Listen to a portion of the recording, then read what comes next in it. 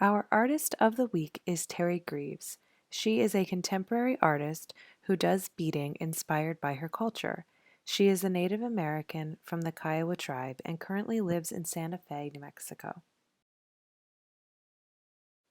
As a little girl, she spent so many of her days at her mother's trading post in Wyoming. She was surrounded by beaded objects from artists all over the United States, as well as her mother and aunts. When she was about 8 years old, she wanted to learn the art form for herself, and her aunt taught her. She started with a basic stitch called the hump stitch or lazy stitch. And here is a photo of the first piece she completed, a child's moccasin. When she was done, her aunt told her that even the space without the beading was important because it's the shape of a deer print. She went to college with the intention of becoming a lawyer. Near the end of her time at school, her mother encouraged her to do more beadwork. She started working on objects that were more modern or contemporary, like a pair of shoes.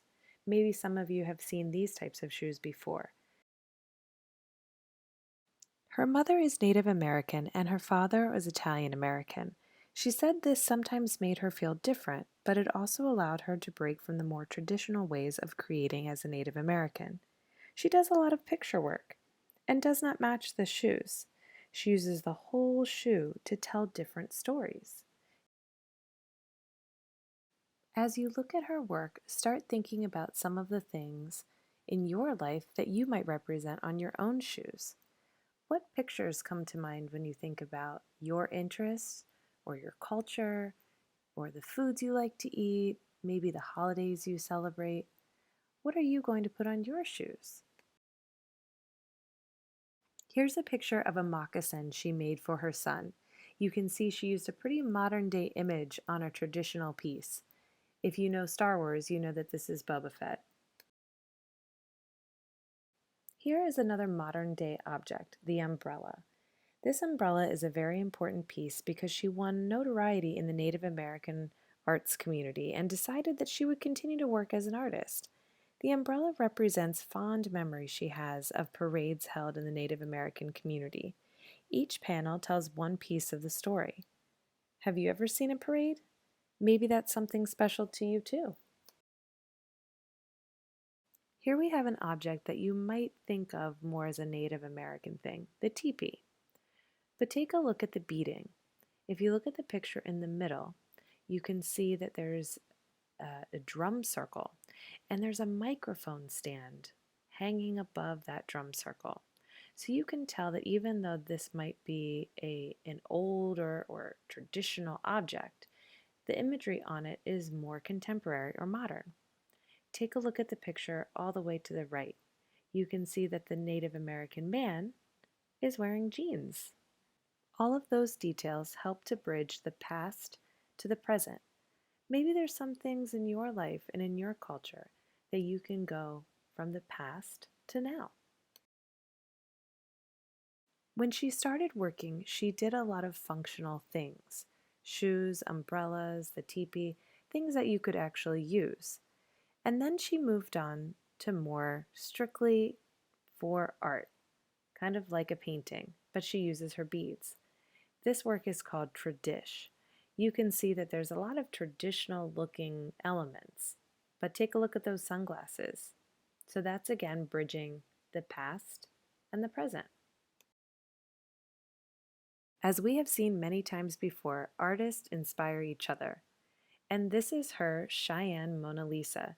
So if you look on the right, you can see the original Mona Lisa done by Leonardo da Vinci, and then you can see her take on it on the left. Another artist she was inspired by was Roy Lichtenstein. You can see a photo of him in the top right, and he's sitting in front of some of his artwork. So she took the idea of using a speech bubble or a thought bubble and putting it on her beaded work. She once again is bridging those traditional techniques with a more modern flair. Here are two more works that continue to be inspired by Roy Lichtenstein. NDN girl means Native American girl, and you can see little details like those sunglasses in the one on the right that says let's dance. certainly making some modern changes to a more traditional image. Teri Greeves said, I had to think about the stories I wanted to tell. My stories are all personal, and personal to me means being Kiowa. So I want you to start thinking, what does personal mean for you? Here's a photo of her in front of one of her pieces. She said, it's never been about the materials or even techniques. It's the voice. It's the voice that remains authentic and true and native and specific to whomever you are and who your people are and the stories you have to tell. So I want you to really think about the stories that you might have to tell. Think about maybe calling a grandparent or talking to a mom or dad or aunts or uncles and learning a little bit more about who you are and where you come from. I'm so excited to see where this takes you. And as always, enjoy and stay creative.